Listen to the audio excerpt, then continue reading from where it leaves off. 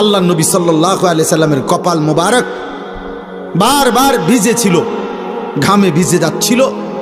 আমি এক বাটি পানি আইনা দিছি পাশে। আমি নবীকে দেখলাম বারবার তিনি ডান হাত মুবারক ওই বাটির পানির মধ্যে ভিজাইতেছেন আর কপাল মুছতেছেন ঘাম, ইন্তেকালের পূর্ব মুহূর্তে।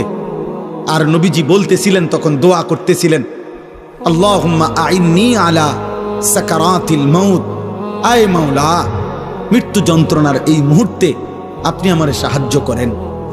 আল্লাহুম্মা হাফিন আলাইয়া সাকারাতিল মাউত।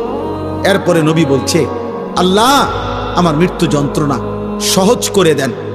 এরপরে নবী বলছে, লা ইলাহা ইল্লাল্লাহ, আয় মাওলা আপনি ছাড়া আর কোনো ইলাহা নাই। এরপরে বলছে, ইন্না লিল মাউতে সাকারাত, মাওলা মৃত্যুর বড় যন্ত্রণা। আমি বুঝতেছিলাম, আমার মনে হয় তিনি তো মাসুম নবী, তিনি তো নিষ্পাপ নবী, তিনি তো মাহবুব আল্লাহ তাআলার। তো তিনি যেন বলতেছেন, আল্লাহ মৃত্যুর বড় যন্ত্রণা। তার মানে তিনি বলতেছেন, মাওলা আমার কাছে যদি মৃত্যুর যন্ত্রণা এমন মনে হয়, হায় মাওলা আমার গুনাহগার উম্মতের কি হবে তাইলে মৃত্যু, আমার নাফরমান উম্মতের মৃত্যু যন্ত্রণা তাইলে কি হবে। এরপরে 5 নম্বর শব্দ হলো, নবী এরপরে বলতেছিলেন, বালির রফিক আল আলা। এই মুমিনের মৃত্যু যন্ত্রণা হলে বালির রফিক আল আলা।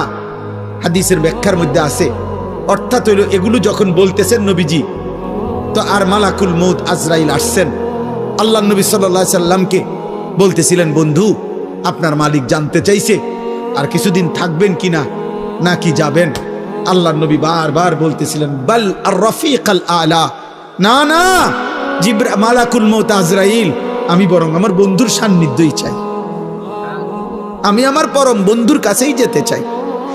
এ কথাটাই তাফসিরে আছে, হাদিসের ব্যাখ্যার মধ্যে আছে।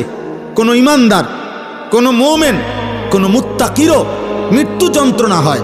মৃত্যুর যন্ত্রণা যেটা, এটা হয় ওনার কষ্ট যেটা, এটা হয়।